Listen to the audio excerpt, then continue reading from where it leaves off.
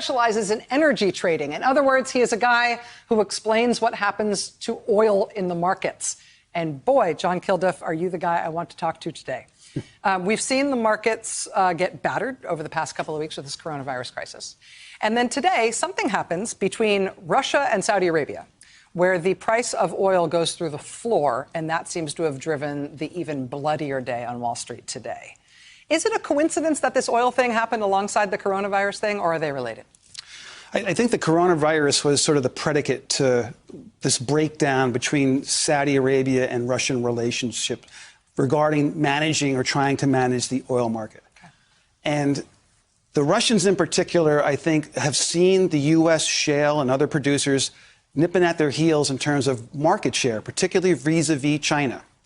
As the Russians and the Saudis were meeting last week to determine how much oil production they should cut back, the U.S. posted yet another record week of oil production and, Rachel, another blockbuster, not another, but a blockbuster week of crude oil exports.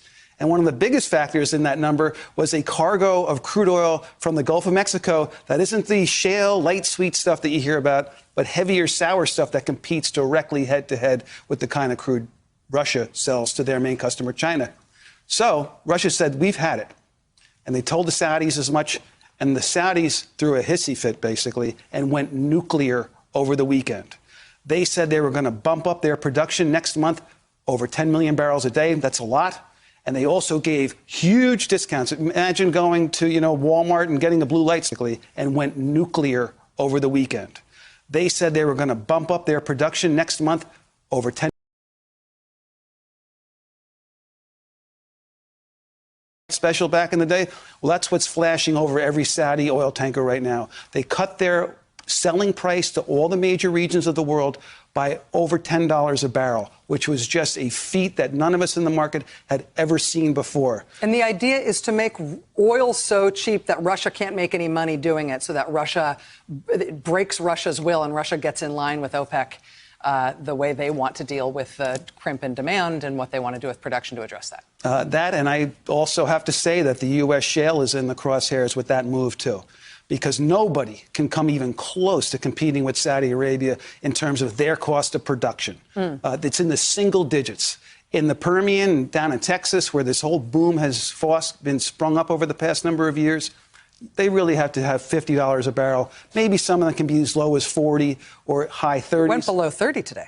Oh, yes, it went below 20. It went below 30 for a time overnight. It got as low as $27 a barrel at one point. So the idea, as the price comes down and as Saudi engineers the price to come down, are they trying to force bankruptcies in the U.S.? You can't really force the Russian oil industry to go bankrupt because it's the Russian state.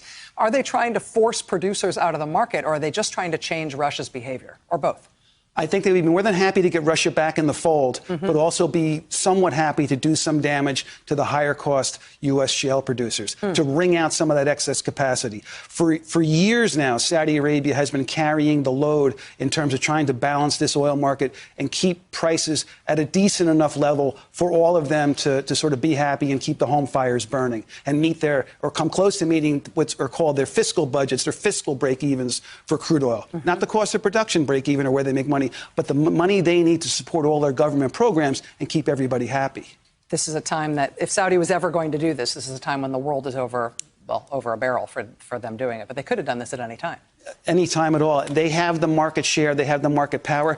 This is, for students of history that I know probably watch your show, this is right out of Rockefeller's playbook, the beauty rose theory, where you just low ball price the competition and wipe them out. That's what the Saudis have the power to do in this market, and that's what they're doing right now.